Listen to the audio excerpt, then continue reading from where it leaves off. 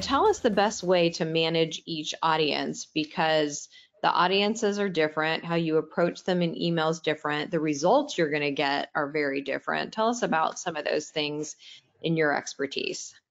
Sure. So, believe it or not, even having done this, 20 plus years, it's still sometimes a challenge to get people to think about the two audiences differently. So I'm big on anecdotes. So I like to describe it this way.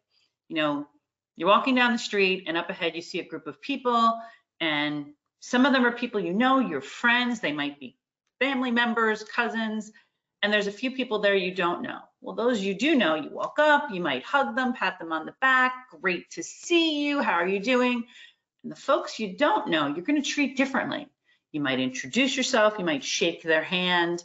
You kind of have to read your audience a little bit and how they react, with a greeting. So you kind of need to think about your CRM email and your prospecting email in the same way. CRM, they've either purchased from you, they've signed up, they are aware of your brand. So they're going to interact based on familiarity, whereas a prospect may have heard of you, maybe not. So you need to be a little bit more sensitive in introducing yourself and, kind of thinking of it as first impressions, mean everything. So prospect email is a first impression. So the same messaging doesn't always work.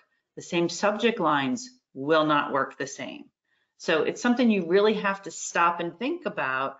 And again, I'm a big fan of your own best barometer. If I didn't know a brand and I saw this subject line, would I open it? Would this be enough for me to say, I'm willing to look at something I'm not familiar with?